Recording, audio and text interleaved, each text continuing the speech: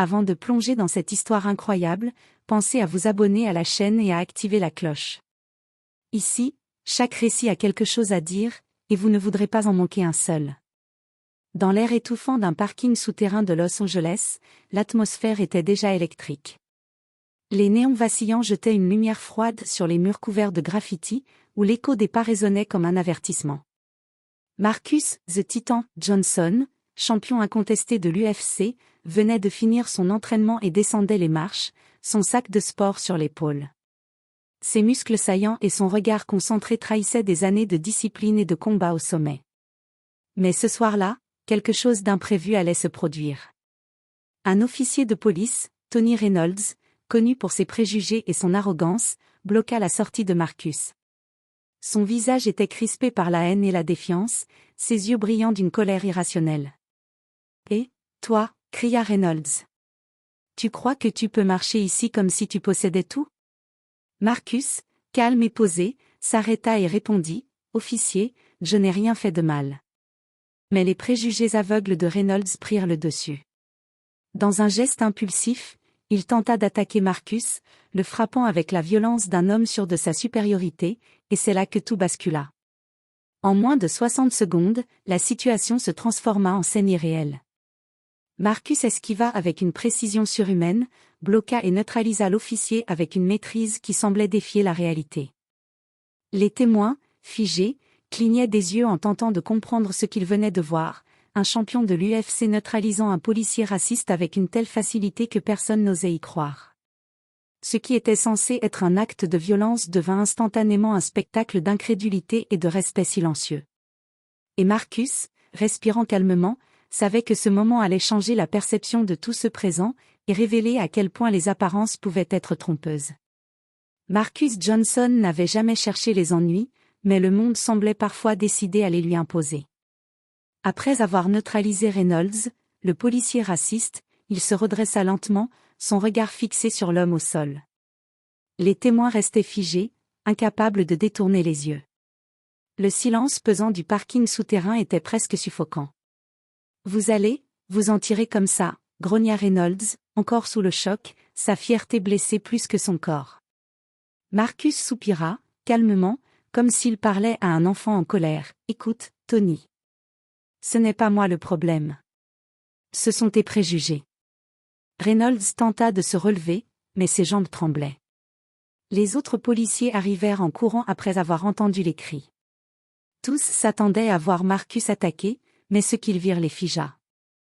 Marcus, sans un geste agressif, tenait la situation sous contrôle, et Reynolds était clairement l'agressé. Une jeune femme, témoin de la scène, murmura à son ami, « Est-ce que je viens de voir ça ?» « Oui, et personne ne va le croire si on le raconte, » répondit-il, stupéfait. Marcus se contenta de récupérer son sac et de se diriger vers sa voiture. Avant de partir, il lança un dernier regard à Reynolds, « Il est temps d'apprendre à respecter les autres, Tony. » Alors que Marcus quittait le parking, la tension laissa place à une question silencieuse dans l'esprit de tous, comment un homme pouvait-il neutraliser un policier entraîné en moins d'une minute sans violence excessive ? Ce simple incident allait déclencher une série d'événements qui mettraient Marcus sous les projecteurs, non seulement pour sa carrière d'athlète, mais aussi comme symbole inattendu contre le racisme et l'injustice. Le lendemain matin, Marcus Johnson lisait les notifications sur son téléphone en buvant son café. À sa grande surprise, l'incident du parking souterrain avait fait le tour des réseaux sociaux. Des vidéos amateurs, prises par des témoins, montraient Marcus neutralisant l'officier raciste avec une maîtrise parfaite. Les vues explosaient, et les commentaires se divisaient entre admiration et incrédulité. Pendant ce temps, Tony Reynolds était convoqué à la station de police. Ses collègues ne cachaient pas leur étonnement. Certains murmuraient qu'il avait été humilié en public, d'autres se demandaient comment il allait pouvoir justifier son comportement. Mais Reynolds, fier et rancunier, ne voulait pas admettre sa défaite. « Comment est-ce possible ?» grogna-t-il devant ses supérieurs. « Cet homme, il n'a même pas. » « Tony, » l'interrompit son capitaine, « peu importe comment tu le vois. Les vidéos parlent d'elles-mêmes. Tu as agi de manière raciste et violente. » De son côté, Marcus ressentait une étrange combinaison de soulagement et d'anxiété. Il savait que la viralité de l'incident allait attirer l'attention médiatique, mais il voulait que l'histoire ne soit pas déformée. Il ne s'agissait pas d'humilier quelqu'un, mais de montrer qu'aucune forme de racisme ne devait être tolérée. Plus tard dans la journée, Marcus reçut un appel inattendu. Une journaliste, Sarah Mitchell, voulait le rencontrer pour parler de l'incident. Elle n'était pas là pour le sensationnalisme, mais pour comprendre l'homme derrière le champion de l'UFC, celui capable de calme et de maîtrise dans une situation explosive. Lors de l'interview, Marcus déclara avec sincérité : « Je ne voulais blesser personne. Je voulais juste que justice soit faite, même si c'est par une simple démonstration de contrôle. Ce que nous faisons dans nos vies quotidiennes compte plus que les actes impulsifs motivés par la haine. » Pendant que Marcus s'exprimait devant la caméra, Reynolds regardait les images depuis son bureau. Son visage se décomposa. L'incident avait non seulement terni sa réputation, mais il commençait à réaliser que sa propre arrogance et son racisme l'avaient piégé. Ce qui avait commencé comme une minute d'attaque impulsive allait maintenant déclencher des conséquences bien plus grandes, touchant la carrière, la réputation et la vie personnelle de chacun des deux hommes. Les jours qui suivirent l'incident, Marcus Johnson devint soudainement une figure publique. Les médias sportifs et les réseaux sociaux ne parlaient plus que de lui, le champion qui a maîtrisé un officier raciste en moins d'une minute. Des invitations à des émissions télévisées, des interviews et même des offres de partenariat commencèrent à affluer. Mais avec cette notoriété vint aussi la pression. Reynolds, humilié publiquement, refusait d'accepter sa défaite. Il commença à monter un plan pour discréditer Marcus. Il contacta certains collègues et même quelques influenceurs sur les réseaux sociaux pour répandre des rumeurs. Marcus serait violent, provocateur, un problème à contrôler. Marcus, conscient de la tension qui montait, décida de rester fidèle à ses principes. Il ne voulait pas répondre à la haine par la haine. À la salle de sport, il poursuivait son entraînement intensif, sachant que la discipline et la maîtrise étaient ses meilleures armes, tant sur le ring que face à l'adversité dans la vie réelle. Un soir, alors qu'il sortait d'une séance d'entraînement tardive, il croisa Reynolds à nouveau, cette fois dans un parc public.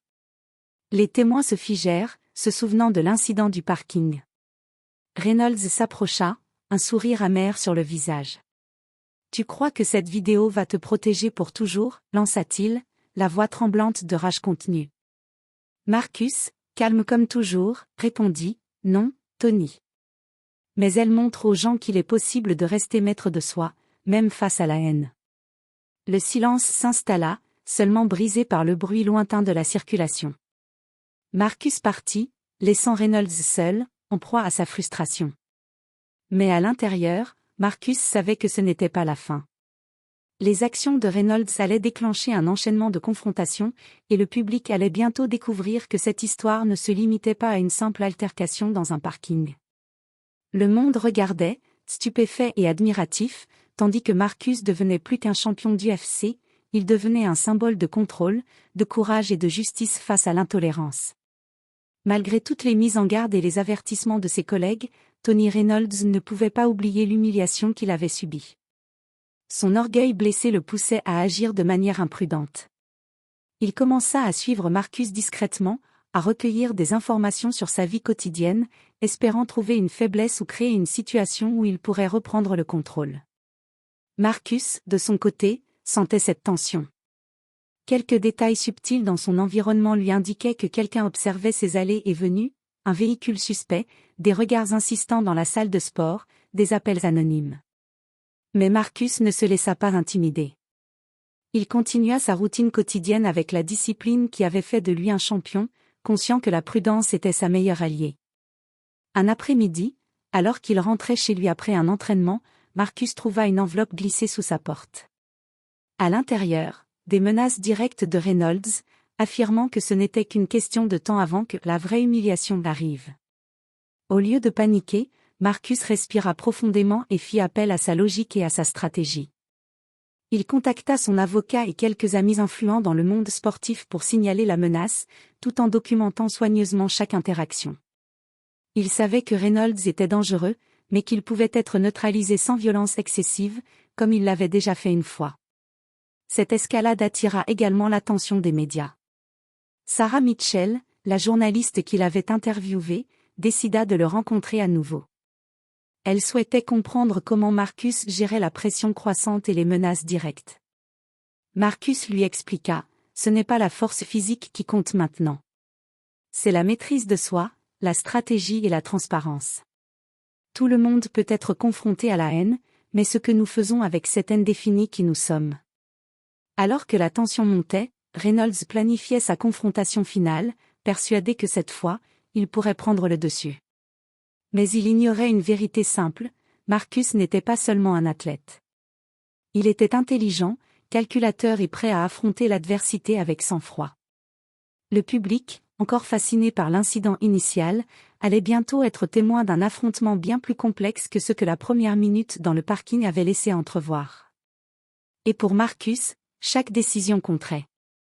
Le soir tombait sur Los Angeles, et Marcus Johnson savait que le moment décisif approchait. Reynolds, aveuglé par sa rancune, avait choisi de provoquer une confrontation publique dans un entrepôt abandonné, espérant humilier Marcus devant témoins et caméras. Marcus arriva sur les lieux, accompagné de quelques proches et de son avocat, mais il ne portait aucune arme, juste sa détermination et sa maîtrise. Reynolds l'attendait déjà, sûr de sa victoire. Son visage trahissait à la fois la colère et la peur. « Cette fois, tu ne t'échapperas pas, Marcus, hurla Reynolds. Marcus respira profondément. Il savait que la violence ne résoudrait rien, mais il devait se défendre. Lorsque Reynolds bondit sur lui, Marcus utilisa sa technique d'UFC avec une précision clinique, il bloqua, esquiva et immobilisa Reynolds au sol, tout en le maintenant sous contrôle, sans le blesser gravement. Les témoins, incrédules, filmaient la scène. Reynolds, humilié une nouvelle fois, comprit enfin que sa haine et son racisme étaient ses véritables ennemis. Il réalisa qu'il n'avait aucune chance contre un homme qui alliait force physique, intelligence et maîtrise de soi. Marcus se releva calmement et dit, d'une voix ferme mais posée, « Ce que tu as fait n'était pas seulement illégal, Tony. C'était immoral. J'espère que maintenant tu comprendras que la haine ne mène à rien. » Peu après, la police arriva pour prendre en charge Reynolds, mais cette fois-ci sous un autre regard, celui de quelqu'un qui avait franchi les limites et dont les actions avaient été documentées et filmées. Dans les jours qui suivirent, l'histoire de Marcus se répandit dans tout le pays. Il devint un symbole de courage, de justice et de maîtrise de soi. Les sponsors affluèrent, les médias le respectaient, mais plus important encore, il avait montré que même face à la haine et à l'injustice, il était possible de rester maître de soi et de transformer une situation dangereuse en leçon de vie. Et pour Reynolds, la leçon fut amère, la violence et les préjugés avaient coûté bien plus qu'une minute d'orgueil. Marcus, lui, reprit sa vie avec la sérénité de celui qui sait que la vraie force ne se mesure pas seulement par les muscles, mais par la capacité à agir avec justice et courage, même quand personne ne regarde.